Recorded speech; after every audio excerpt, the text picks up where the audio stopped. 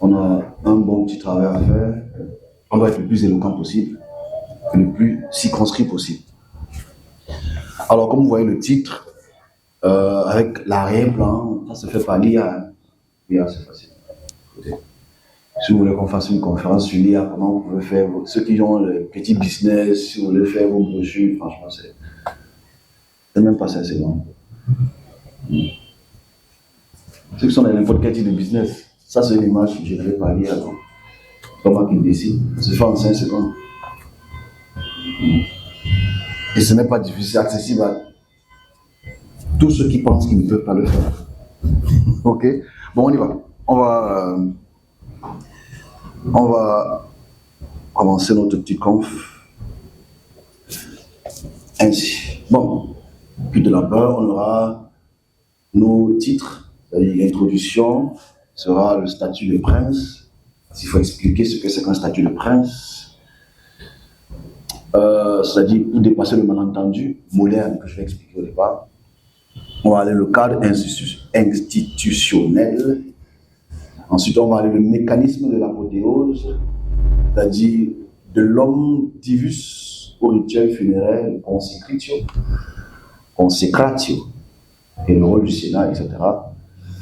La notion aussi du deus et du divus, les rites sacrificiels, le culte d'action de grâce sanglant, le culte des prêtres. Ensuite, on va voir le culte impérial dans les provinces. Et on va voir ce qu'on appelle en conclusion le conflit de piété. C'est-à-dire le culte impérial et le christianisme. Quand on va joindre les deux, vous allez comprendre à quel point c'est assez frappant. Donc c'est notre base ici. Le mois prochain, on va aller en détail, dans d'autres détails, parce que c'est énorme, c'est trop de travail. Okay? Mais bon, cette introduction, elle aussi pour que tout le monde puisse l'absorber. Voilà pourquoi, avant qu'on commence, ceux qui ont des petites brochures, ça pourrait vous permettre après de pouvoir lire et comprendre. Je mets des références historiques aussi. Ça, c'est un travail de fond. Où on va fouiller les archives du 2e, 3e, 2e, 1er siècle avant notre ère, du 1er jusqu'au 4e siècle de notre ère. On fouille ces archives, que ce soit archéologiques, et aussi des écritures des pères de l'Église, des écritures des prêtres, des écritures des historiens de cette période. Cette année, moi, personne n'a fait un petit livre, vous l'appelez, petit livre qui est écrit au 1er siècle avant notre ère, et qui est écrit 3 siècles avant, et on voit les rapports historiques. Donc, on y va. Alors, avant d'y aller, je vais un peu introduire, rapidement. Lorsque on évoque aujourd'hui les cultes de l'empereur à Rome, notre réflexe moderne nous pousse souvent vers deux extrêmes.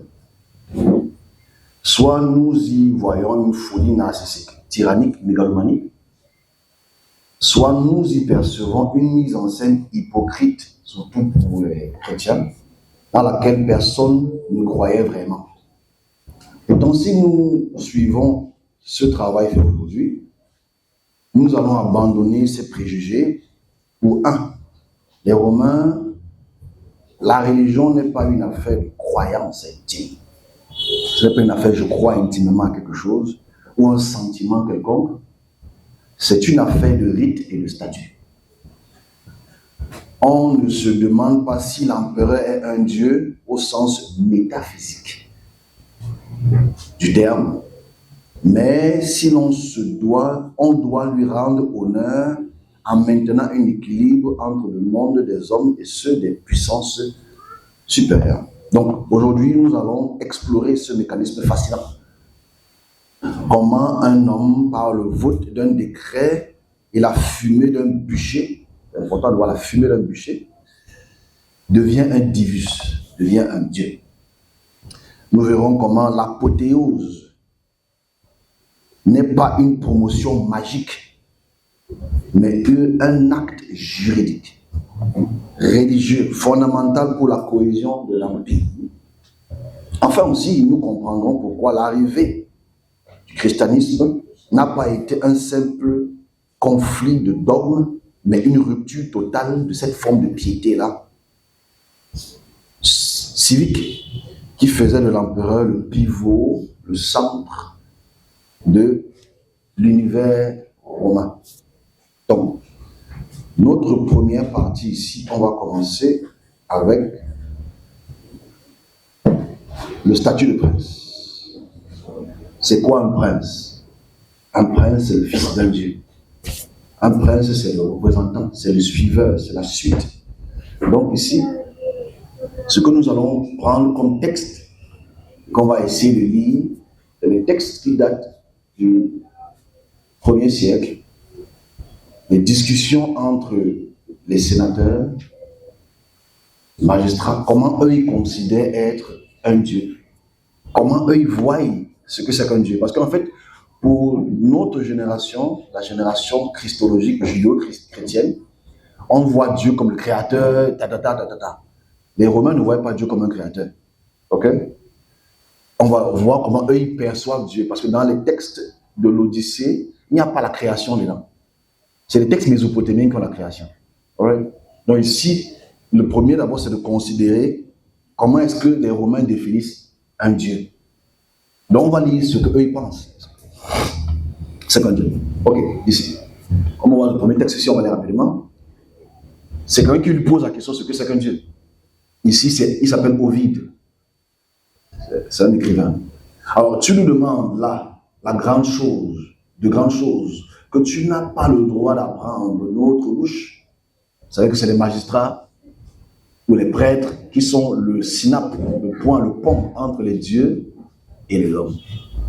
Notre pouvoir n'est pas sans bord, sans limite, si vous voulez. Nous sommes des dieux rustiques et nous régnons sur les hauts monts. Mais Jupiter est le maître dans sa propre demeure. Ici, on réalise, pour ceux qui sont un peu plus sages, parce que vous l'êtes, on voit qu'il y a des divinités supérieures et des divinités inférieures. Donc on fait comprendre que c'est comme une forme d'énothéisme. On dit non, Jupiter est très haut, ok? Jupiter c'est le dieu très haut, mais on a des limites en termes de pouvoir et de frontières. Toujours au vide. Bon, vous savez, il y a l'écriture en latin et l'écriture traduite en français. Le dieu d'un mouvement de tête. Bon, vous savez que c'est une suite de discussions. Bon, on va commencer par celle là-bas. On sait comment trembla le sommet boisé de la montagne. Comment la terre s'effroissa, écrasa sous le poids de Jupiter. Le cœur du roi bat et se rompt. Le sang se retire de tout son corps. Parce que quand il parle avec un Dieu, il a peur, il est dans l'effroi. Je vais sauter rapidement. Quand il se fut ressaisi, il dit, donne-moi un moyen sûr de conjurer la foudre. Vous savez que Jupiter, c'est celui qui tire la foudre. Roi et père des dieux. Qui est le roi et père des dieux? Maintenant vous le savez, c'est Jupiter. D'en haut, si j'ai toujours touché un autel avec les mains pures, vous savez que même eux aussi, tu ne peux pas toucher l'autel sans que tu sois purifié. Si cette prière que je te fais maintenant sort d'une bouche pieuse, le Dieu d'un mouvement de tête hocha la tête. En fait, il parle devant sa divinité et sa divinité répond en hochant la tête.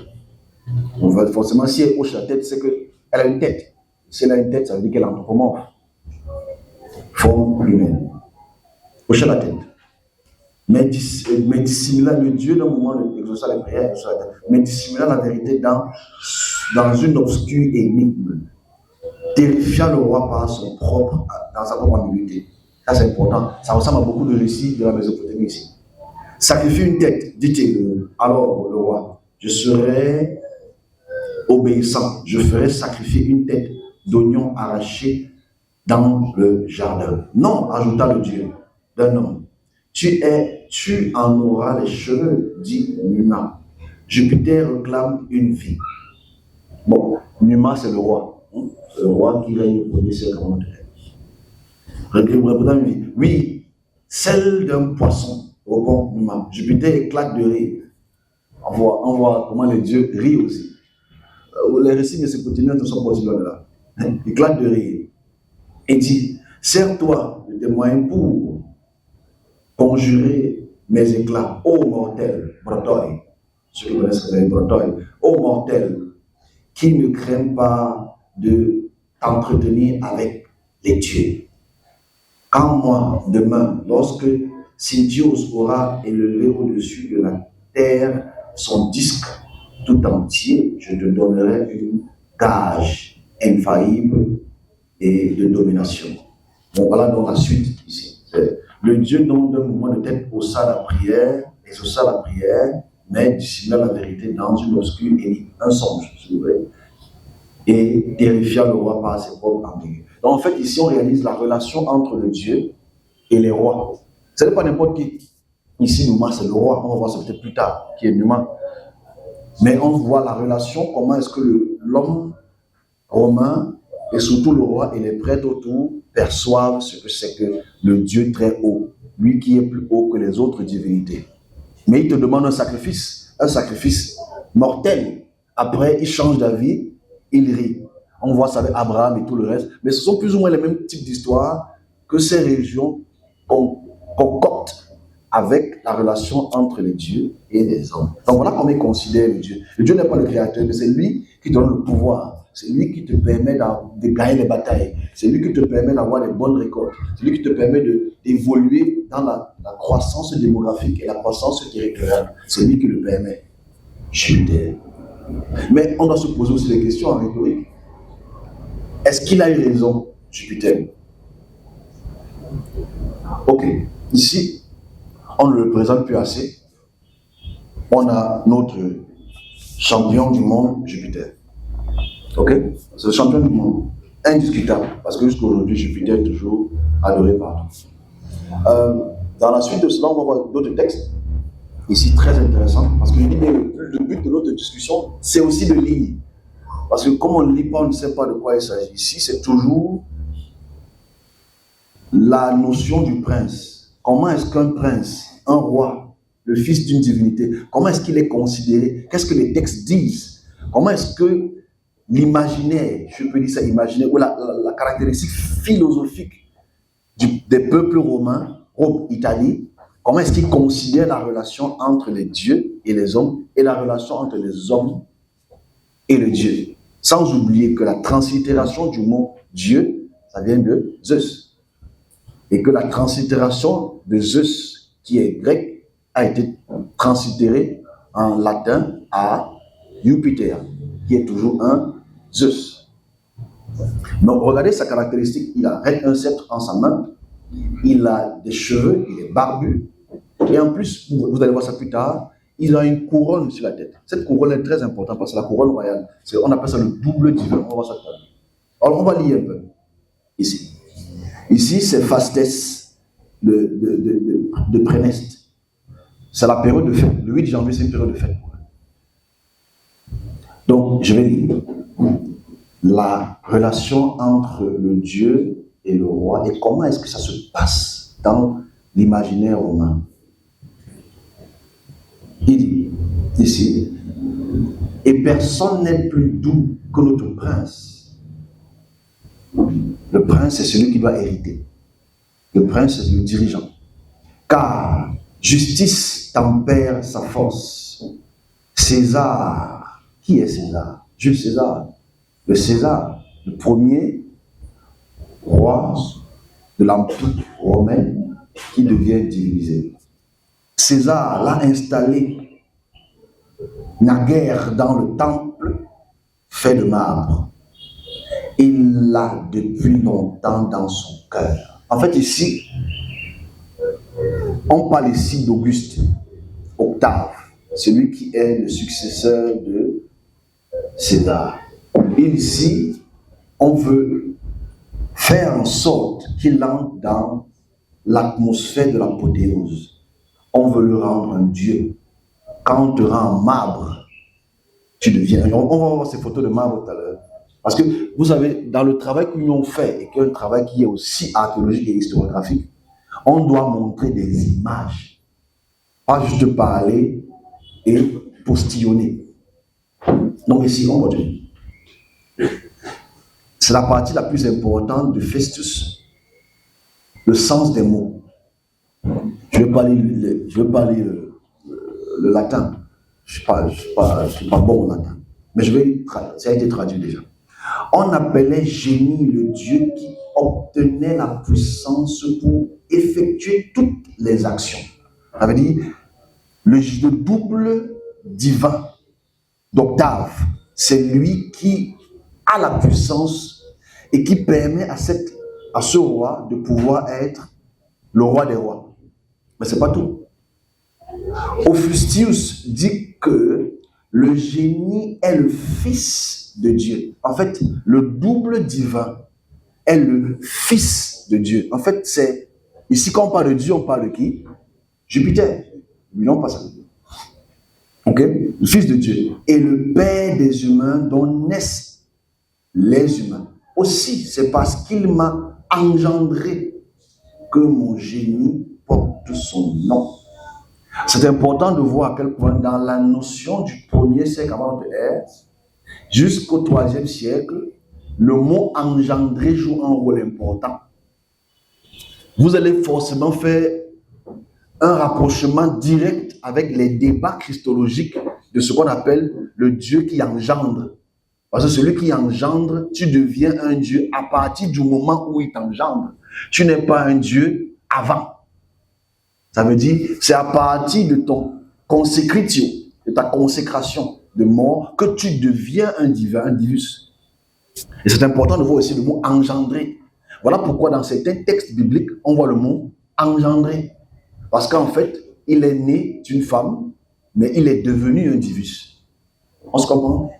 Donc ici, ce sont des notions du 1er siècle avant notre ère qui parlent d'engendrer. On n'a pas fini. On dit, aussi c'est parce que tu m'as engendré que mon génie généré, le double divin, porte son nom. D'autres ont pensé que le génie était Dieu d'un lieu quelconque. Non, il te parle du double divin. On voit ce qu'on appelle le double divin tout à l'heure, avec des belles photos que j'ai pu prendre aussi. Bon, ici, voilà comment les Romains considèrent les rois qui sont divinisés. Ils les voient comme des hommes qu'on a divinisés, mais qui sont engendrés par Dieu. Ici, quand on parle de Dieu, ce n'est pas ton Dieu que tu considères aujourd'hui, même si ça n'a pas beaucoup changé, mais c'est le Dieu Jupiter. Donc voilà comment les rois, les sénateurs et ceux qui sont dans la magistrature, c'est-à-dire les prêtres, voient le côté divin. Ok, on continue. Ici, je veux qu'on entre aussi dans ce qu'on appelle l'apothéose. Mais le pré-apothéose, c'est-à-dire les rites sacrificiels pour être divinisés. C'est-à-dire le sacrifice sanglant pour être divinisé. Mais avant qu'on arrive dans ce point-là, je veux distinguer deux choses. Les choses que je veux distinguer ici, c'est la distinction entre le divus et le deus. Divus et le deus. Dans les petits brochures, il y a le divus et le deus à l'intérieur. Le deus, qui est un mot grec, qui vient de deis, qui veut dire lumière, qui veut dire être supérieur, être céleste, qui veut dire deus. Le deus là, si tu enlèves le D, ça devient Zeus, si tu mets le Z. Donc le deus, le Zeus, le Jupiter, c'est la divinité, c'est les divinités supérieures. Elles ne naissent pas sous la même coupole que les divinités inférieures et comme les hommes. Ok? Elles n'ont pas de naissance, elles n'ont pas véritablement de mort. Elles sont infinies dans la longueur de l'Olympe. L'Olympe, c'est ce qu'on appelle le paradis, là où les divinités restent. Donc, le Deus, qui est devenu Dieu, après les translittérations françaises, c'est les divinités supérieures, qui n'ont pas la même connectivité de naissance et de mort que les hommes. C'est le Deus. Le divus, c'est un peu différent, parce que le divus, c'est ce que les hommes traversent, les hommes pieux qui ont servi la nation, surtout les rois, traversent et après ce qu'on appelle le consécration, la consécration, la mort, on les rend des Dieu. Le Sénat les rend Dieu. C'est important de voir que ce sont les sénateurs, les prêtres, si vous voulez, et ceux qui sont les magistrats, on les appelle les désemvirs. On voit, c'est écrit dans votre petit, les désemvirs, c'est eux qui décident de qui est un roi. Alors ici, qui est un roi divinisé, bien sûr. Ici, je montre à peu près, vers 9 avant Jésus, on voit les différentes figures qu'on a rendues divus et qui portaient le double divin et le nom de la divinité en amont. On voit 29 avant Jésus, on voit Victoria, Curie. On voit 22, on a Jupiter, Thonas. On a Fortuna Redux. On voit Pax Augustus. On voit le même que je disais tout à l'heure, qui est aussi un roi qui a vécu 9 avant Jésus. Donc l'écriture que vous avez vue, c'était avant que Jésus ne naisse. C'est important de voir que la mentalité de ceux qui sont engendrés ou que ceux qui engendrent sont déjà dans l'imaginaire des Romains. Ici, comme je dis, le christianisme n'existe même pas encore. Ok, maintenant on va entrer dans ce qu'on appelle la prothéose et les rites sacrificiels. Alors ici, vous voyez ici ce qu'on appelle Octave Auguste. C'est le premier véritable roi, empereur vivant, qui a refusé, comme je l'ai dit la semaine passée, le mois passé, qui a refusé la divinisation. Ok, ici, on a des textes très intéressants. On va découvrir le rôle du Sénat, le rôle du magistère, le rôle de certains désemvirs et la considération qu'ils ont vis-à-vis du roi qui doit être divinisé. Ici, on parle de la divinisation. Comment un homme peut devenir un dieu. Et vous réalisez que dans cette discussion que ces personnes écrivent, relatent, philosophient, discutent à cette période historique, on doit se poser les véritables questions. On y va. On va lire, parce que le but c'est de lire. Et que ceux qui sont... cette conférence sera aussi, pour ceux qui veulent l'écouter, vont recevoir cela. Ok. On va lire Cassius de Dion. Cassius de Dion, on est en 54, avant notre ère. Ici. Le Sénat et le peuple s'étant de nouveau cotisés ici, c'est réuni, pour lui irriguer des statuettes, des statuettes. Auguste ne se leva aucune et fit élever celle de sa santé publique. Et en outre, celle de la concorde et celle de la paix. Donc ici, on réalise que c'est le Sénat qui décide. Le Sénat ici, c'est les hommes spirituels. C'est eux qui font le sacrifice. Ce n'est pas les sénateurs qu'on a au Cameroun aujourd'hui. C'est eux qui font donc c'est eux qui décident que Auguste, Tibère Augustus, devient un divus. Ce n'est pas décret. Voilà pourquoi je dis, c'est important de connaître l'histoire, de savoir que le décret d'un sénateur rend un roi un dieu. Mais le Sénat est en concordance avec les esprits de Jupiter, Junon et Minerve. On va voir ça tout à l'heure. La triade. On est ensemble. Vous allez voir le lien tout à l'heure. Hein. C'est que là, peut-être ça allait envoyer, mais vous allez comprendre. Le Sénat décide ici. Ok, on continue. Toujours le rôle du Sénat, le rôle des magistères et le rôle des prêtres.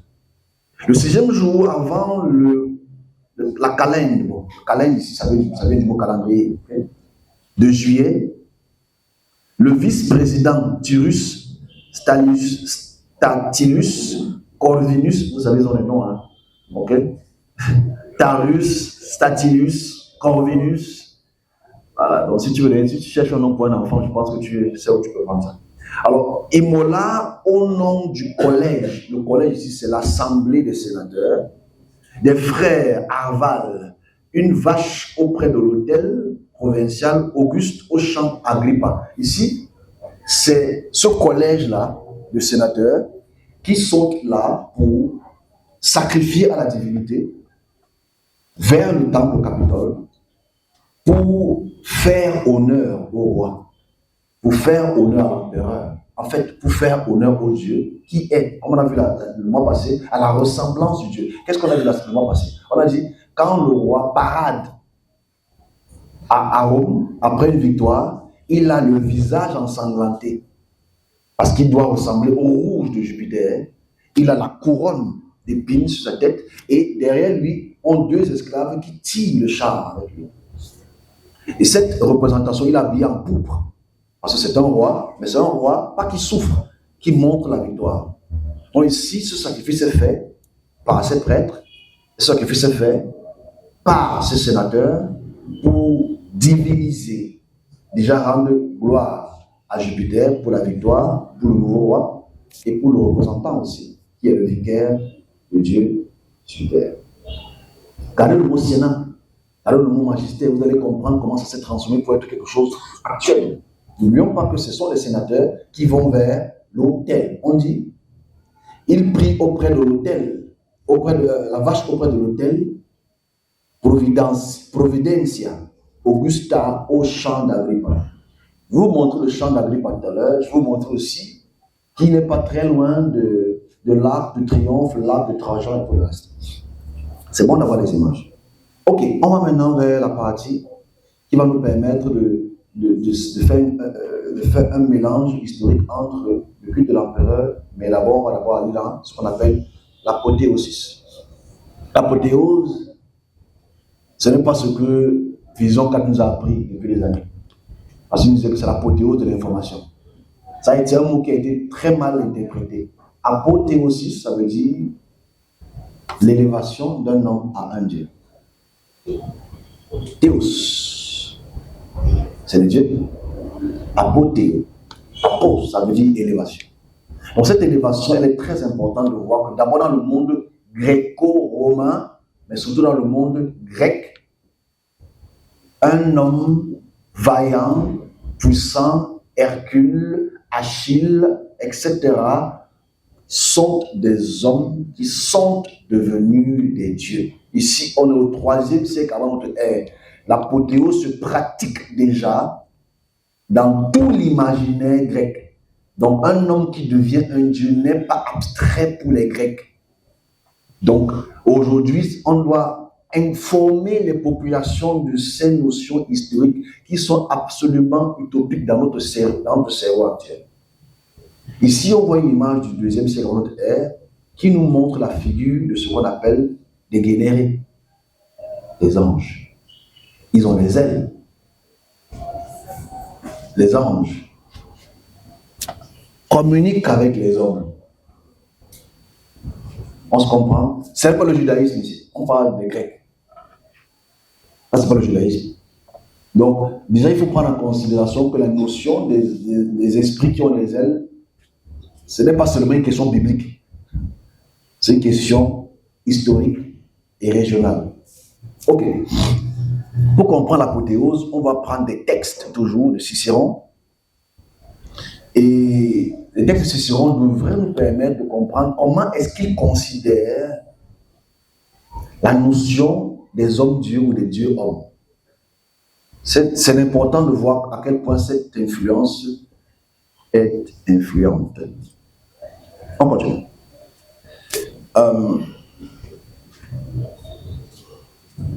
Ok.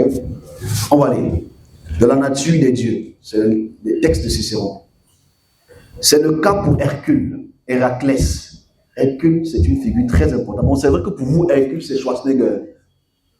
Vous avez tellement vu Hercule comme Schwarzenegger, mais la peau de Schwarzenegger est foutue. Les muscles sont en train de disparaître parce qu'il a vieilli.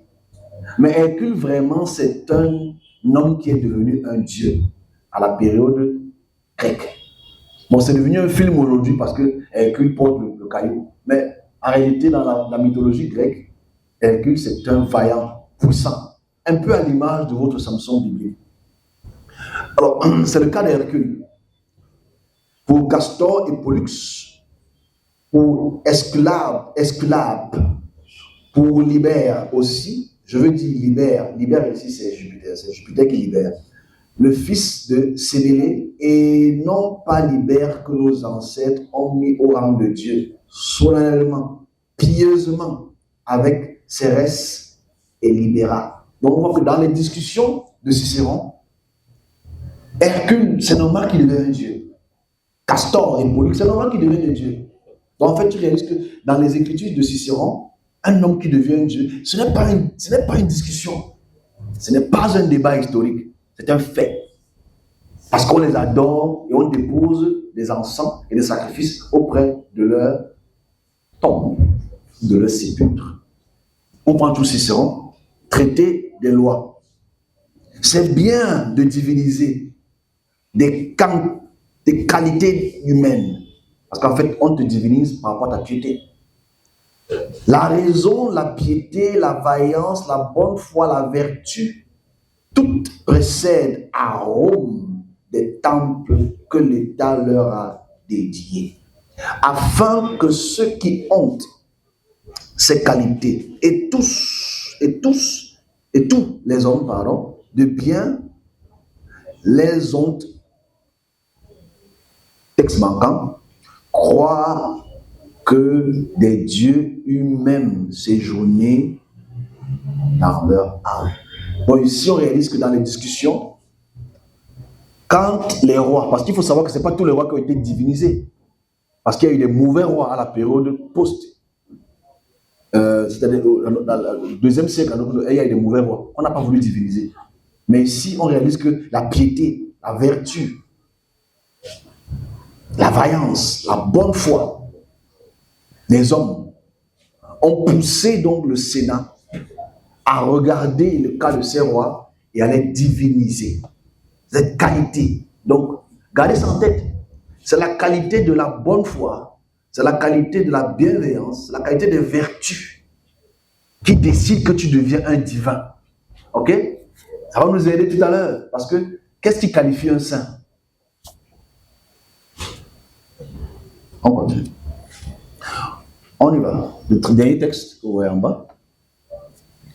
Pour remonter à l'origine des lois. C'est là, c'est Turtelin. De ce genre, il existait un vieux décret qui défendait que Dieu fût consacré par un impérator s'il n'avait été agréé par le Sénat. Donc, devenir un divus, devenir un Dieu, c'est tout à fait normal. Voilà pourquoi il faudrait que les serviteurs de Dieu puissent repenser les débats du 2e, 3e siècle pendant la période du concile de Nicée pour voir comment la conception de rendre un homme Dieu, inférieur à Dieu, égal à Dieu, ça fait partie du quotidien des Gréco-Romains. Donc quand tu es un roi, c'est normal que tu deviennes un Dieu. Mais quand tu es un Dieu, c'est difficile que tu deviennes un homme. Ok, on va aller dans la notion du sacrifice. Comme on le voit ici, le culte de Jupiter est le rite sacrificiel. Ce que je montre ici déjà, c'est en plein... Oh. On voit là, c'est l'arc de Trajan qui a été irrigué en 114 à 117 après Jésus. Cet arc de triomphe, pour ceux qui partent en France, il y a aussi l'arc de triomphe en France. Dans ces arcs de triomphe, il y a des dessins. Ces dessins, c'est quand les Romains arrivaient à étendre leur territoire. Ils déposaient donc, ils créaient cet arc de la divinité tutélaire et venaient donc déposer les offrandes à cette période-là. Et on pratiquait donc dans toutes ces régions ce qu'on appelle le culte de l'empereur. C'est-à-dire déposer les offrandes de sacrifice. Ce que vous voyez ici en bas, un peu plus, ça fait partie de ce dessin. Il y a beaucoup de dessins dessus. Ça doit aussi amener notre imaginaire dans le sens des basiliques, comment ça a été conçu, et ce qu'on appelle les... Qu'est-ce qu'il y a sur les basiliques chrétiennes? On va voir ça tout à l'heure. Alors ici, on y va. C'est l'arc de triomphe romain exceptionnel, bien conservé en Italie, célébrant l'ouverture de la Via Traina. Ces bas-reliefs détaillent présentent Trajan comme un dirigeant dévoué, incluant une séance de sacrifice solennel illustrant sa piété, l'empereur et ses liens avec la tradition religieuse romaine. Alors, ce n'est pas tout. N'oublions pas que Trajan ici il a fait la paix avec la population.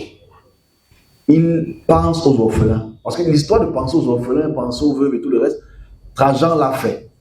Ok? Parce qu'il voulait unifier le peuple de la puissance. Parce que là, Rome est à son apogée. Donc, on va lire un rituel de Tite-Live aussi, très intéressant. Ici, n'oublions pas que Tite-Live est né en 64 avant notre ère et est mort, je pense, en 17 ou 16 après notre ère. On va lire ce qu'on appelle le sacrifice. Mais on va voir beaucoup de rites sacrificiels tout à l'heure. Ok. Il instaura une fête spécifiquement en l'honneur de la bonne foi. Bonne foi. On voit, la bonne foi, c'est ce que le roi fait. Donne au temple, donne comme sacrifice pour être déjà bien vu au niveau du peuple, pour accorder son contrat social entre la population et lui. Ok? Il prescrit que les flammins, les sacrificateurs aussi, se rendent à son sanctuaire dans un char ouvert, tiré par 2 chevaux, célébrant son culte, les mains enveloppées jusqu'aux doigts, afin de témoigner par là du respect dû à bonne foi à la main droite qui lui était aussi consacrée comme son temps. Alors je vais expliquer ce que ça veut dire ici. Pendant le culte de l'empereur, qu'est-ce qui se passe? Comme on a expliqué tout à l'heure, ici c'est Tite-Live qui le dit. Mais le culte de l'empereur, ce qu'il faut prendre en considération, c'est que ça n'a pas commencé avec véritablement les empereurs. À chaque fois que les rois sont divinisés, ou sont consacrés, voilà le rituel qui est fait. 1. On prend les flammins, il part vers le sanctuaire, il dépose un sacrifice, le roi se vêtit de la ressemblance d'un dieu, c'est-à-dire s'habille en pourpre. Voilà pourquoi ceux qui ont fait la décoration, mais la pourpre, que ça ne puisse pas trop souffrir pour montrer la couleur pourpre. Il se décore en pourpre, il s'habille en cette couleur, c'est la couleur du roi. Les rois s'habillent en violet. Okay? Cette couleur pourpre-là, il met une couronne sur sa tête, cette couronne en fleurs, que vous voyez dans toutes les pièces de monnaie. C'est ça. Il a le visage en sang à la couleur de Jupiter.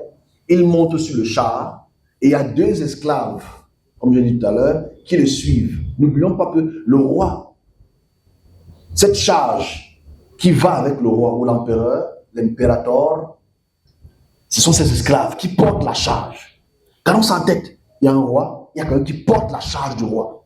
Faites une image rapide, quelqu'un d'autre.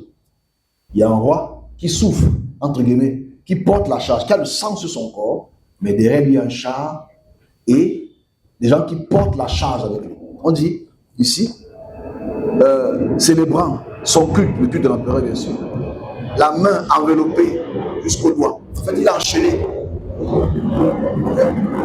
Il a enchaîné afin de témoigner par le respect, la bonne foi. Ici, il a enchaîné, il souffre. C'est un roi qui plus ou moins qui souffre. On va passer comme une souffrance parce qu'il a gagné la bataille. Mais il va pour la consécration de son temps. Ça, c'est le culte de l'empereur. Gardez ça en tête. Parce que ça pourrait nous faire comprendre certains cultes romains actuels qu'on va discuter après.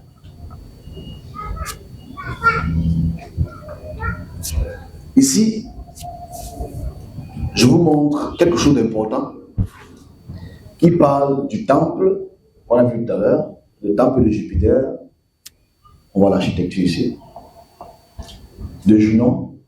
Un jour, on fait les différentes divinités, si vous voulez, et de Minerve. Déjà, gardons en tête que c'est une triade. Il y a toujours Jupiter qui est le dieu très haut, il y a Junon qui est comme sa femme, il y a Minerve qui est à droite. Très important, Minerve. Cette triade est très importante parce qu'en fait, c'est une trinité. On prie les 3, mais beaucoup plus Jupiter. Alors ici, je montre l'image d'Auguste. Vous voyez à quel point c'est un colosse. Vous voyez la tête, en termes de métrage, on voit à quel point cette dame qui peut faire 1m60, vous voyez à quel point Seulement la tête d'Auguste est immense. Parce que quand tu entres dans le temple, tu dois t'agenouiller, te prosterner devant l'image du divus, l'image du Dieu. Tu déposes un sacrifice. Ouais, la taille de la main. Seulement le bras, le bec du gars. C'est immense, c'est colosse. Ouais, l'image, en fait, ça impose le respect. Ici, c'est au musée d'Italie. Mais on est dans les sacrifices. Nous sommes dans les sacrifices et le culte impérial. On a vu déjà ici ce que c'est que le culte impérial. Mais on va entrer dans certains petits détails qui vont nous permettre de comprendre ce qui est vraiment fait pour achever ce culte impérial. Ok, ici, celui que vous voyez, celui qui est beau avec la barbe, là, non, ce n'est pas ton grand-père barbu, c'est Jupiter. Alors, on va voir comment dans le culte de Jupiter, qui est aussi le culte de consecratio,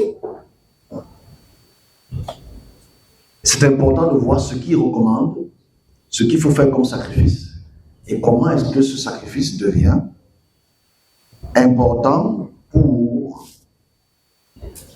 la déification.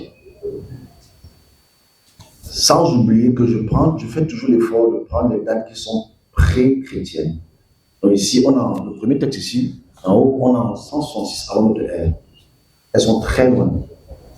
Qu'est-ce qu'il demande? On va dire. C'est quoi le Capitole? Le Capitole, c'est le temple de Jupiter. On a vu ça là, il y a un mois. Okay? Il demanda la permission d'acquitter un vœu. Gardons le mot votos. Pas le voodoo, le votos. Le vœu.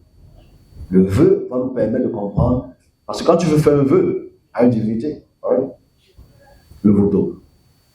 Alors, il demanda la permission d'acquitter un vœu en immolant dans le Capitole à Rome 10 grandes victimes et après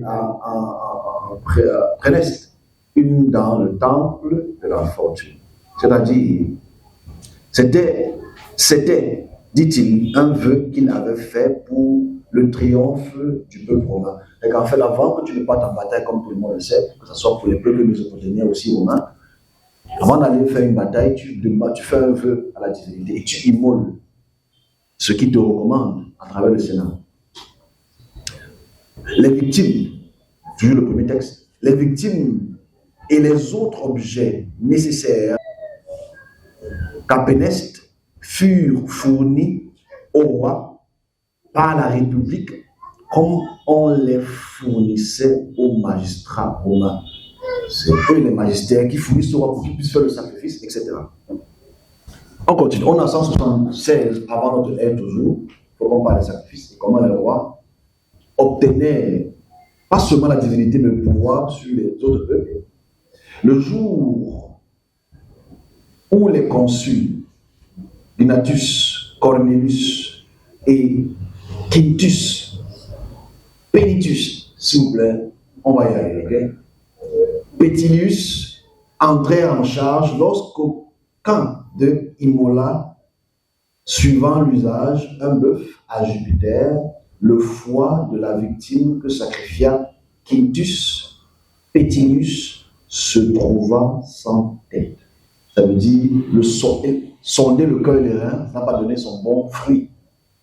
Bon, pour ceux qui ne savent pas, pour avoir un présage à travers le Sénat et le magistère, il faut ouvrir le bœuf, sortir ses organes et voir la texture des organes. Et à travers ce sondage du cœur et du rein de cet animal, tu peux avoir un bon ou mauvais présage. Il fit un rapport au Sénat qui lui ordonna d'immoler un nouveau bœuf jusqu'à ce que l'agrément fût obtenu. Donc j'explique seulement comment les sacrifices se font dans l'Empire romain. On continue. L'autre consul vint, ajouta à l'effroi ce prodigue, ce miracle causait au sénateur en déclarant que les 3 autres bœufs immolés parce que le foie du premier n'était pas de tête. n'avait pas été agréé. On réalise aussi que c'est le Sénat et les magistrats qui sont dans cette action de sacrifice avec le roi. Ok, on va comprendre ce que je veux dire par là. Ici, ce qu'il faut donc comprendre, on ne va peut-être pas tout lire parce que c'est beaucoup de textes, c'est disponible pour tout le monde. Hein. Ici, ce que je veux absolument montrer, ici, bon, c'est très flou, mais vous aurez c'est petit parce que je veux condenser les événements. Le culte impérial ici, on voit à quel point vous aurez cela dans vos petits textes, à quel point il est important de voir la chronologie et comment du 3e siècle, du 4e siècle au 2e siècle et jusqu'au 1er, comment le culte impérial a évolué et les cultes autour, les pratiques romaines ont aussi évolué. On va dire ça tout à l'heure, je reviendrai dessus tout à l'heure. Ici, on est toujours dans le sacrifice, le culte impérial et la divinisation. On va lire rapidement. On va commencer par celui-là. Ici, pendant le culte de l'empereur, il y a quelque chose de très important à considérer. Il y a le partage du pain et du vin. Dans le partage de la nourriture en famille, ce côté eucharistique, ok, c'est très important pour comprendre l'Eucharistie à la période romaine. Parce que cette Eucharistie est aussi pratiquée dans toutes les autres cultes et surtout actuellement dans le christianisme. Les premières femmes, on va dire vers l'ère de Maxime, les femmes étaient assises, les hommes allongés quand ils prenaient leur repas ensemble. En fait, ce repas, c'est casser le sacrifice, casser le pain et boire du vin. Vous allez aussi voir l'importance du vin pour les Romains. Vous allez voir que le vin, c'est l'élixir des dieux. C'est les dieux qui boivent du vin et qui saoulent même souvent. Alors on peut se poser la question, ça entre par quel orifice, mais bon, c'est pas grave. Cette pratique, elle est passée Cette pratique, excusez-moi, les femmes étaient assises, les hommes allongés quand ils prenaient leur repas ensemble. Cette pratique est passée des festins réunissant des êtres humains au rite religieux. Au rite religieux, c'est une question, car au cours des banquets offerts à Jupiter, parce que ici c'est les banquets qu'on offre à Jupiter, on invita à prendre place sur le lit, tandis que Junon, comme on a vu tout à l'heure, qui est comme sa femme, Junon et Minerve se voyaient offrir des sièges, et quand on offrait des sièges, on va voir ça tout à l'heure, gardez ça en tête, on mange en commun, on a Jupiter qui est là, on a Junon qui est là, on a Minerve qui est là, on leur donne des sièges qui s'asseyent. Minerve se voyait offrir des sièges. Cette forme de rigueur des gens de notre époque continue à respecter au Capitole, puis chez eux. Ça veut dire ce sont les repas qu'on mange au Capitole, au temple. Ce sont les repas qu'on fait aussi à la maison. On réalise qu'à la maison aussi, on avait ces regroupements de famille, ces regroupements dans les Ouakos, on va voir ça la semaine prochaine, dans les Ouakos, dans les maisons, dans les maisonnettes, ceux qui étaient peut-être loin du Capitole, cassaient le pain, buvaient du vin et partageaient le repas avec le Père, Jupiter et sa triade. On va voir ça tout à l'heure, c'est très intéressant. C'est bon de connaître l'histoire, hein? Je pense que bon, ça ne sert à rien parce que les gens connaissent trop, c'est pas grave. En capitale, sans doute parce qu'il vaut mieux que ce soit chez les déesses plutôt que chez les femmes que se maintient la discipline. Donc la discipline eucharistique de boire du vin, casser du pain, que ce soit au Capitole, que ce soit dans la maison, c'est une culture qui est romaine. Mais on va continuer. Ici, on réalise que le culte de l'empereur ne se fait pas seulement au Capitole. Le culte de l'empereur se fait aussi dans les différentes provinces qui ont été dominées par l'Empire romain. On appelle ça le culte aussi des lards qu'on avait il y a un mois. Alors, c'est pas grave, on continue. Dis-moi, ils sont ni martial, épigramme. Dis-moi, je t'en prie. Bon, s'il vous plaît, on va voir qui est la Vierge, hein, donc il ne faut pas vous fâcher si vous lisez ça. Dis-moi, je t'en prie, ô Vierge, confidente de tonnant. S'il refuse cette air-là, quel doit être son air habituel quand il dit oui? Telles furent mes paroles. Pallas déposa son bouclier à la tête de Gorgone et me répondit en 2 mots. Ce qu'on ne t'a pas encore donné, garde ça. Te figures-tu qu'on te l'ait refusé? Alors ici, c'est qui la Vierge? Oh Vierge. C'est Junon. Ok? Junon, c'est la Vierge. Parce qu'elle est toujours restée vierge. Attends de voir ça continuer. Right? Dans le concept d'une déesse qui reste toujours vierge, c'est pas extraordinaire. Mais on va lire le dernier texte. On va aller vite, s'il vous plaît. On a presque 1 heure. Parce que c'est encore long. On a encore de très longues choses à discuter. C'est pourquoi je vous implore, toi, Capitolin, ceux qui pratiquent, ceux qui habitent à côté du Capitole, ceux qui pratiquent autour du temple capitolin, que le peuple romain a nommé très bon pour des bienfaits. Qui est-ce qu'on nomme très bon pour les bienfaits? L'empereur. Et très grand pour ta puissance, toi, Junon, reine. Junon, c'est une reine. Et toi, Minerve, protectrice de la ville. On réalise ici, c'est très intéressant de voir comment on considère les protecteurs, le double divin, les guidérés, entre Jupiter, Junon, Minerve, qui protège le roi. Protectrice de la ville, qui toujours m'a assisté dans mes délibérations et accompagné dans mes travaux. Vous aussi qui m'avez redemandé et rappelé avec le plus d'insistance et dont la demeure est la cause de ce débat, pénates ancestraux et domestiques qui veillent sur vous, sur cette ville, et cette république, je vous supplie. En fait, ici, c'est les cultes, pas seulement de l'empereur, comme on l'a dit, mais c'est aussi dans chaque différente ville, dans chaque différent quartier, comment est-ce qu'il y a dans des maisons, dans des quartiers, des pratiques de sacrifice, des pratiques d'honneur au roi ou honneur à l'empereur. Le culte de l'empereur se pratique là-bas en famille. Et les divinités suprêmes et supérieures comme Jupiter, Junon et Minerve sont toujours dans le quotidien. Alors ici, c'était juste pour montrer à quel point les cultes du voto, les vœux, les sacrifices auprès de l'autel, les magistrats, les sénateurs, les décemvirs aussi, font partie de cette pratique du culte de l'empereur. Sans oublier que la base de ce culte, c'est que le roi devient un Dieu.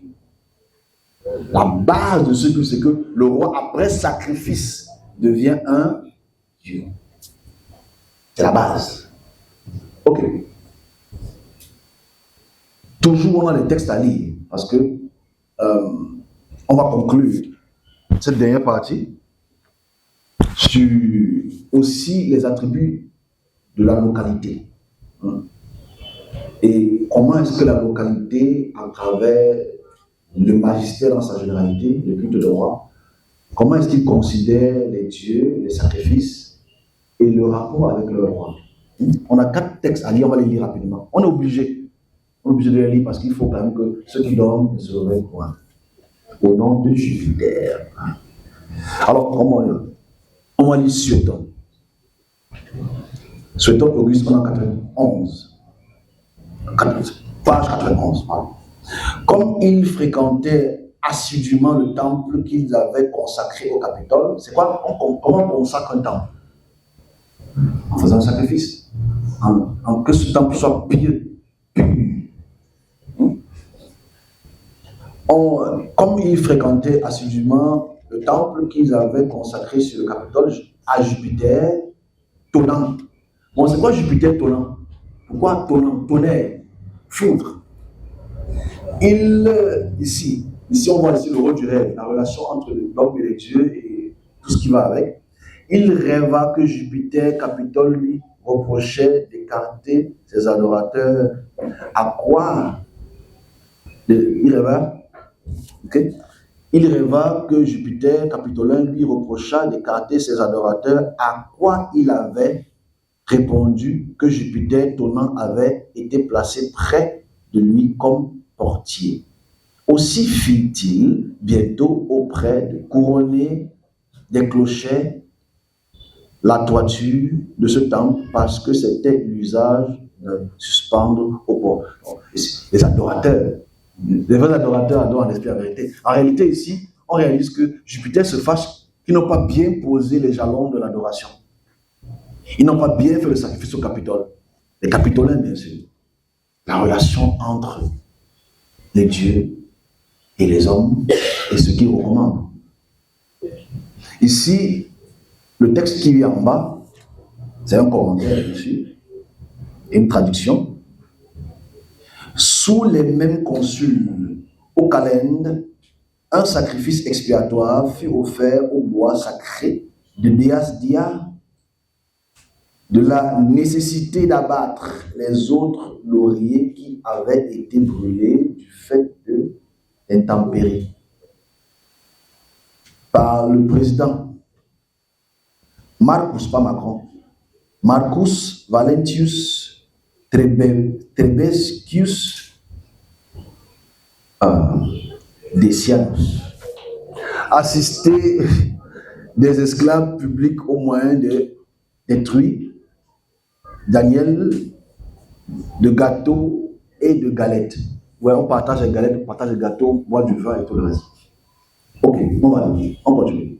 Dans le même sens, pour la communauté autour, quant au mystère du Dieu libère qui préside aux semences liquides. C'est quoi la semence liquide? Parce que le Dieu libère, qui est Dieu ici, c'est Jupiter. C'est-à-dire non seulement aux liqueurs des fruits, parmi lesquels le vin tient en quelque sorte le premier rang. C'est les dieux qui boivent le vin. On se comprend. Voilà pourquoi quelqu'un décide de seulement boire le vin quand il va repartir au royaume des cieux. Est-ce qu'on se comprend? Si tu n'as pas compris, il faut relire. Je ne boirai plus de ce vin. Ok? Parce qu'en fait, tu ne bois que le vin avec les dieux. Donc ici, c'est important de voir que le mystère est de casser la galette ou le pain. Mais quant au mystère du Dieu libère, qui précède à la semence liqueur de liquide, c'est-à-dire non seulement aux liqueurs de fruits, parmi lesquels le vin tient en quelque sorte le premier rang, mais aussi aux semences des animaux, hésite à prolonger mon discours par le récit de cette turpitude. Il le faut néanmoins pour confondre l'orgueilleuse, stupide et nos adversaires. Mais en fait, c'est juste pour faire comprendre que dans le culte de l'empereur et dans les différentes provinces, on casse les galettes, on mange la chair et on boit du vin. Mais en buvant du vin, tu sais que tu bois le vin qui est un mystère pour les dieux. Mais à quoi sert le vin aujourd'hui? Ça, vous allez répondre, parce que vous êtes sous là. Alors, on conclut. Sous le consulat Cassius, Herminius, Appella et Lucius, Rufus, sous la présidence de Caius, Victorius, Orsidius, Guetta, il y a quand même pas mal. Le 10e jour avant les calendes de janvier, ils sont en 119, 2 livres de parfums furent envoyés au nom du collège des frères. Le parfum, c'est les encens. Par le président Cassius Varius, Posidus Guetta, pour la consécration Matideis Auguste. Ça veut dire, pour qu'on puisse consacrer la déesse supérieure, c'est le parfum, les encens. Oui, c'est en boule. Okay? C'est des petites boules qu'on asperge et que cette odeur est aussi agréable à la divinité. Comme on lit ici, l'empereur César Trajanus Adrien Auguste, de même 50 livres d'encens les furent au nom des Calendres. Les encens, c'est très important à quel point. Quand tu vas vers le temple pour honorer l'empereur, il y a donc des encens qui sont déployés autour, parce que c'est ainsi que ça se passe. Alors, vous avez vu, peut-être pour la première fois, surtout pour les Camerounais et les Africains, le but de l'empereur. Maintenant, on va prendre une dernière partie qui est assez importante parce que ça concerne le service. Et on va aller dans ce qu'on appelle le conflit de piété, c'est-à-dire entre la romanité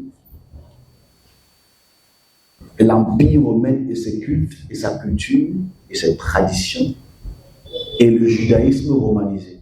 Parce que j'insiste toujours que le christianisme, c'est le judaïsme romanisé. On ampute la tradition juive, on garde le livre, mais on greffe sur le judaïsme la culture romaine. Et on va essayer de le démontrer avec des preuves à la cour. Le but ici, c'est juste la démonstration. Et pour qu'on puisse faire une démonstration en due et bonne forme, il ne faut pas que des textes. Non. Il faut aussi l'iconographie. L'iconographie, c'est aussi l'étude des images. Ok, comme on voit ici, sur notre première partie, bon, je l'ai résumé, j'ai résumé, il y en a beaucoup plus de points, mais j'ai résumé pour que notre lecture soit le plus facile possible et que pour que ceux qui s'ensommeillent encore plus. Alors, comme vous voyez à votre droite, vous voyez ce qu'on appelle Soleil Invictus, avec le soleil rayonnant, avec des écritures à l'extrême de votre droite. Et à côté de cette image, on voit toujours les fresques du IIe siècle de Soleil Invictus qui se retrouvent un peu partout. Ouais, c'est un soleil rayonnant. Donc on va commencer. Comme je le définis, le christianisme ne va pas seulement s'opposer au culte de l'empereur, parce qu'ils s'y opposent au culte de l'empereur, parce qu'ils n'ont qu'un seul Seigneur et un seul Dieu. Mais la rupture, elle est tellement brutale, mais elles ne rompt pas les traditions. On va comprendre ça tout à l'heure. Alors, le christianisme ne va pas seulement s'opposer au culte,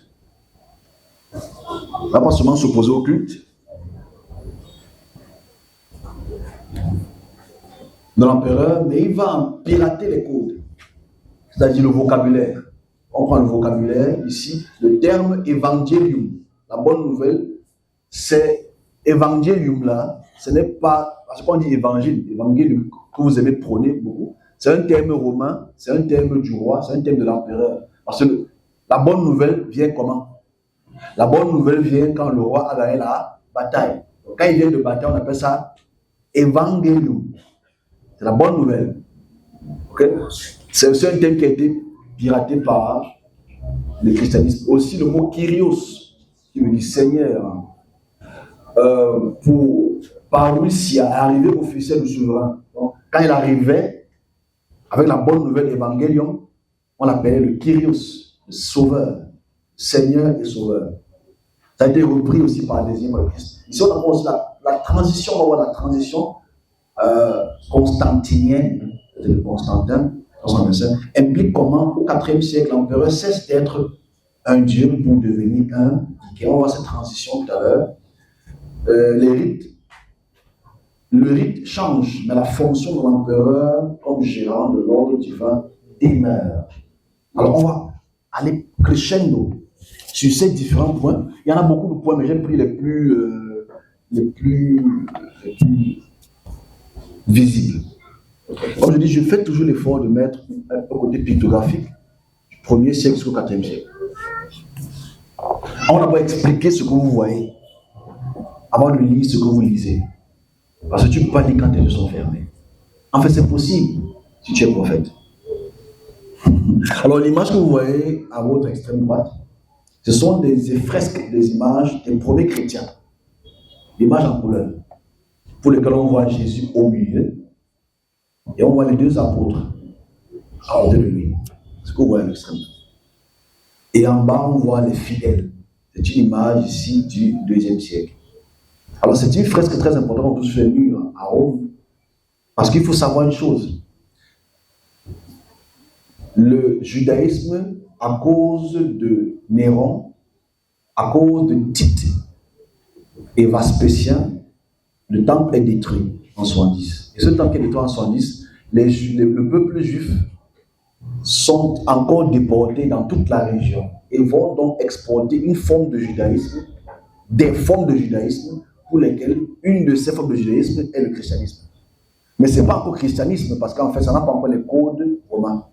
Ce n'est que judaïsme parce que ça a encore les codes juifs parce qu'ils pratiquent encore la notion juive de A à Z. Voilà pourquoi je dis à tous les historiens, ce n'est pas Paul qui est le fondateur du christianisme.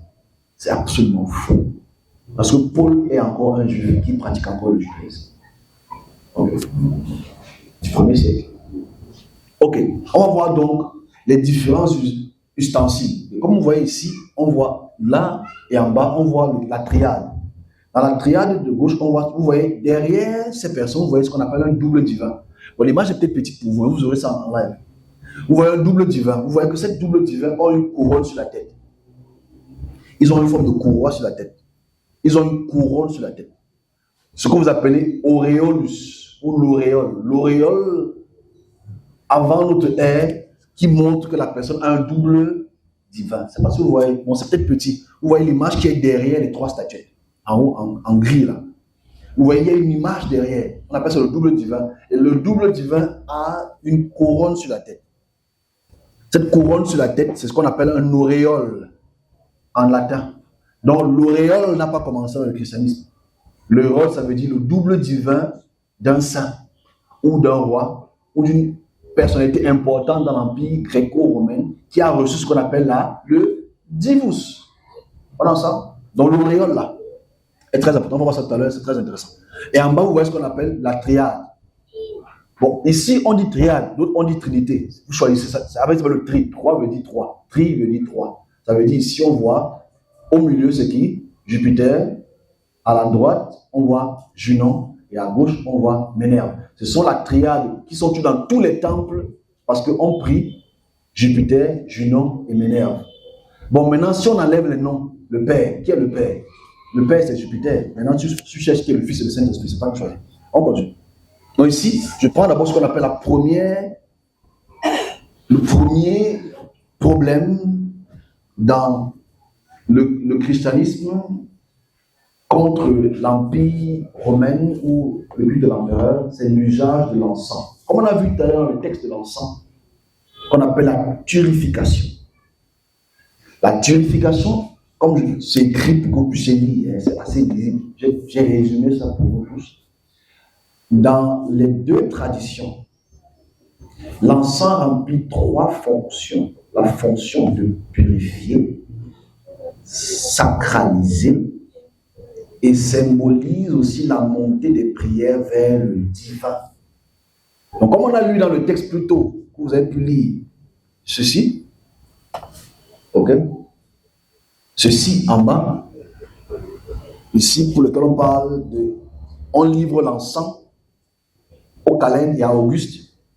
Je ne veux pas que Auguste est mort. Ok? Cet encens est là pour purifier, sacraliser et symboliser la montée. Donc on y va là. Dans la Rome antique, la fonction de reconnaissance offrit de l'encens est un geste de base de culte où on brûlait sur un petit autel appelé Acéra. Ici, c'est le signe de la divinité. On brûlait de l'encens devant la statuette des dieux. Plus tard, devant l'image de l'empereur. On va avoir une petite pause. Devant, comme on a vu tout à l'heure dans le texte, devant l'empereur, on prend l'encens, on le brûle pour que les prières remontent à la divinité. C'est très important de voir à quel point c'est un rituel qui est purement romain. Ce n'est pas un rituel qui est judaïque. Chez les Juifs, on ne brûle pas dans le sang. Que ce soit clair. Cache. Parce que dans les textes du judaïsme, celui qui l'écrit au 4e, 5e siècle, qui vit dans le contexte perse, voit les encens aussi comme brûlent, et lui veut se distinguer, de ces cultes de Mésopotamie. Donc il ne brûle pas l'encens. Mais dans le christianisme, on brûle d'où viennent ces cultes romains. On continue.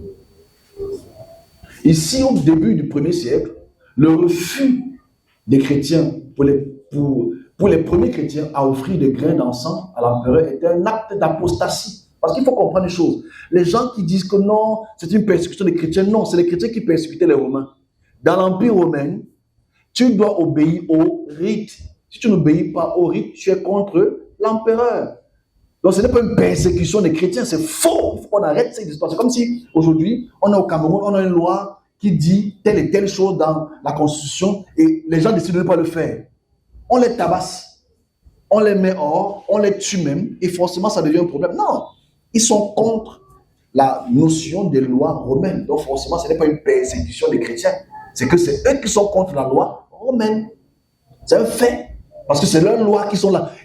En 212, Caracalla, l'empereur Caracalla, oui, c'est un très joli nom, Caracalla. L'empereur Caracalla, en 212, fait ce qu'on appelle cet édit qui unifie tous les peuples de l'Empire romain.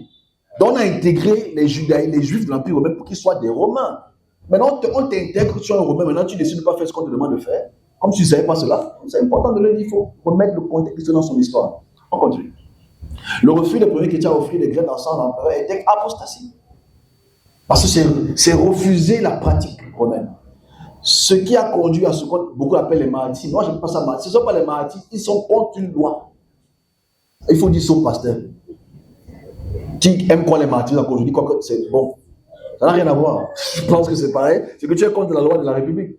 C'est tout. Bon, on y va. Ici, dans l'évolution, donc, en 313, l'édit de Milan, l'Église adopte l'encens. Donc, l'édit de Milan, en 313, adopte ce qu'on appelle le culte de l'encens. Donc, réalise que, mais ils ont pris l'encens où? Pour qu'ils adoptent cela. Parce que les premiers chrétiens juifs ont refusé. Mais en 313, on l'adopte. Ici, en 313, il n'y a même pas encore le concile de Nicée. Donc, aujourd'hui, on retrouve dans nos églises l'encens. Pourtant, ils lisent la Bible qui te dit il ne faut pas mettre l'encens. Alors que je pose la question à tous les pasteurs de Réveil 2.0, 3.0. Tu sais ce que tu fais? Oui, je sais ce que je fais. J'ai aussi les révélations. Bon, je suis là pour révéler les choses. Deuxième point. Je vais aller vite parce que je veux être le plus précis possible.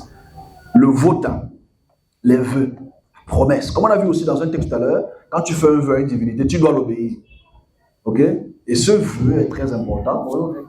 On le voit. Le concept de vœu repose sur une structure contractuelle entre toi et la divinité, qui évolue d'un aspect juridique à un aspect moral.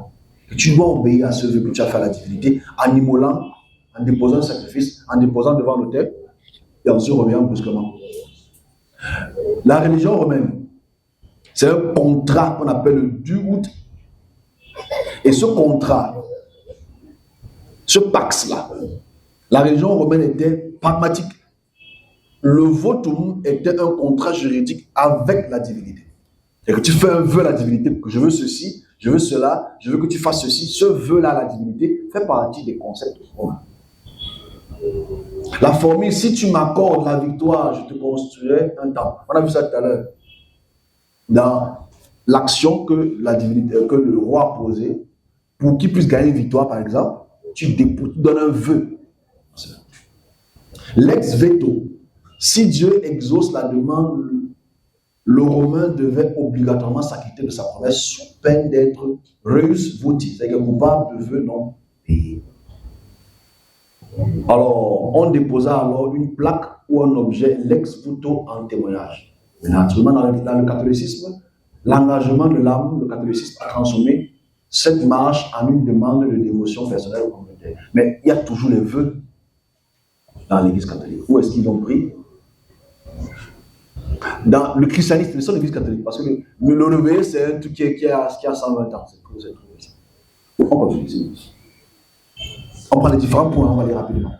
Les différents points peuvent nous servir. L'eau bénie. Là, je m'indexe moi-même. Alors, on a fait ça ici, le mois passé, on a fait le lustrum. Ok? Dans l'illustration au baptême, dans la Rome antique, parce que les Romains aussi faisaient ce qu'on appelle le baptême, une immersion en eau. L'eau était l'instrument principal de lustration et de purification. Parce que dans l'Empire romain, on a vu la dernière fois, quand un enfant va être consacré, on le fait passer par ce lustrum-là, il est purifié avant d'entrer dans le Capitole. Alors, c'est un rituel de purification. Donc, ce qui veut dire, oh, le baptême, c'est... Voilà. On continue. Le rite romain, on utilisait une branche de laurier. C'est qu'on prend une branche de laurier ou d'olivier, on met ça dans l'eau et on l'asperge. Ça jette un coin. Parce qu'en fait, je pense que... si tu ne savais pas d'où ça venait, maintenant tu ignores, right? On utilisait une branche de laurier et d'olivier pour asperger la foule, les champs et l'armée afin de chasser les souillures spirituelles. Lors des funérailles, les participants étaient aspergés pour se purifier du contact avec les morts. En fait, on prend le laurier et on verse cela. Ça vous parle? Ok. La transformation catholique, l'Église a conservé ce geste de l'aspersion. Ok? Mais en a changé le sens. Mais ils font toujours cette aspersion avec l'eau. L'eau bénie n'est plus une potion magique, mais un rappel au baptême.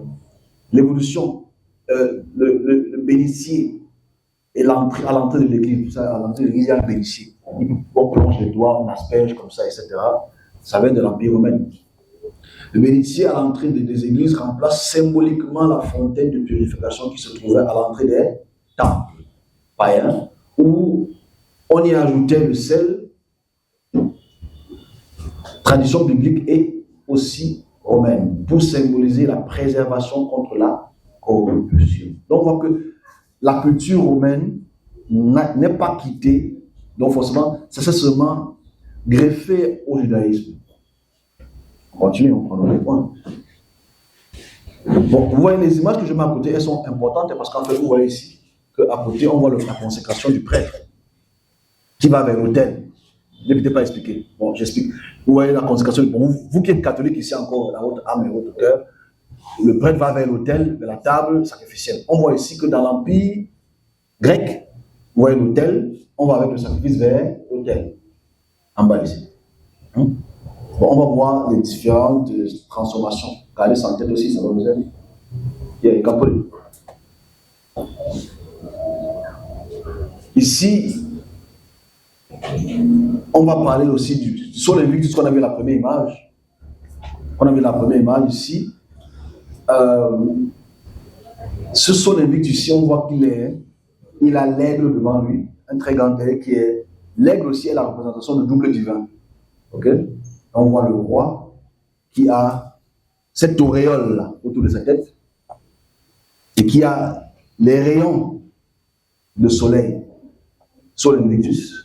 Et en bas, maintenant, on voit aussi encore une image du 1er siècle pour lequel on voit ce divin avec l'auréole sur la tête, avec toujours l'image du sol invictus, les rayons cosmiques. Il y a un cheval qui est là. Alors, ça va nous sembler important de comprendre d'où ça vient. Et pourquoi vous le faites encore? Bref. Le calendrier, les temps conquis. Rome vivait au rythme des fastes. Les fastes, c'est les fêtes. Les jours religions autorisant les activités humaines. Le catholicisme a suspendu ses propres célébrations sur les dates clés pour faciliter la transition. C'est à partir du 4e siècle. Première chose, c'est le cycle d'hiver, ce que vous appelez Noël. À Rome, bien sûr, les Saturnales, mi-décembre, était une période de fête des cadeaux. Le 25 décembre marquait la natalité de Solis Invictus. C'est ce que vous voyez avec les rayons. La naissance du soleil Invictus. Le catholicisme, ne connaissant pas la date exacte de la naissance de leur Dieu, l'Église a choisi le 25 décembre pour proclamer le Christ comme véritable solis de justice, absorbant ainsi la fête solaire romaine. Ils ont juste intégré cette culture.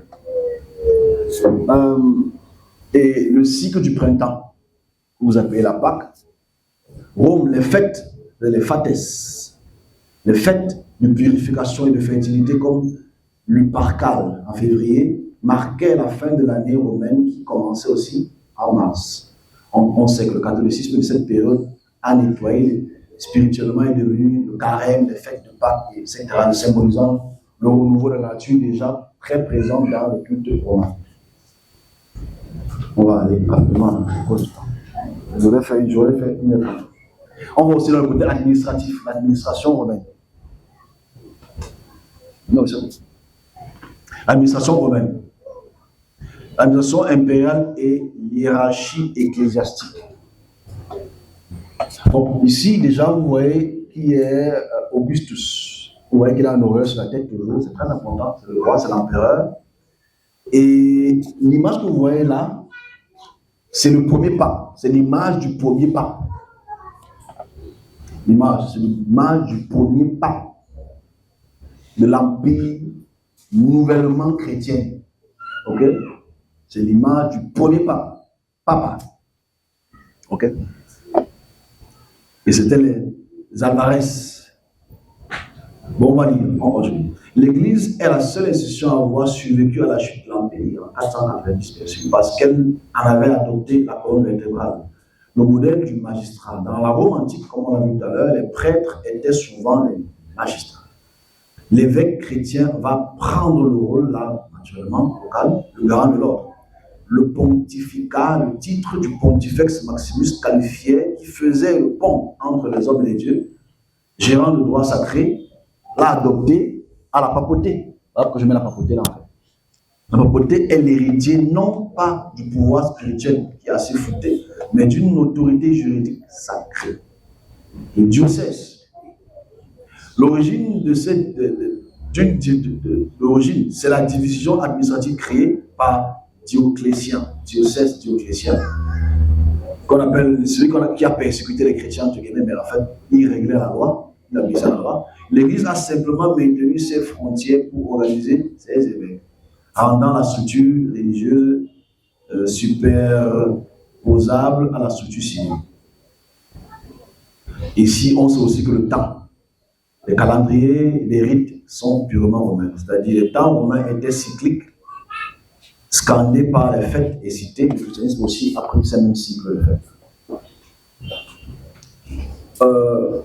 Ici, je nomme ça du sang à l'esprit. Parce que comme vous voyez là, vous voyez la croix. Ici, on commence à ce qu'on appelle un côté iconoclastique. Iconoclastique, c'est-à-dire l'image de la croix. Si c'est en haut là, c'est une image du 3e siècle. Et en bas, c'est l'autel aussi du 1er siècle. J'ai pris les deux là, je les ai conjugués pour qu'on puisse mieux comprendre. La première image, on voit qu'il y a un autel pour lequel il y a la croix. C'est Jésus qui s'est sacrifié. Okay? Et on voit les apôtres à gauche et à droite.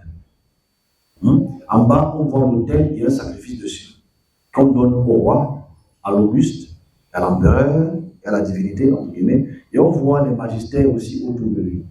Alors ici, du sang à l'esprit, l'espace sacré, ce qu'on appelle l'autel chrétien, reste au centre de l'église, parce que dans toutes les églises, il y a toujours l'autel. Okay? Comme l'autel romain était devant le temple, mais là où les Romains apportaient la victime physique, le bœuf, le porc, etc.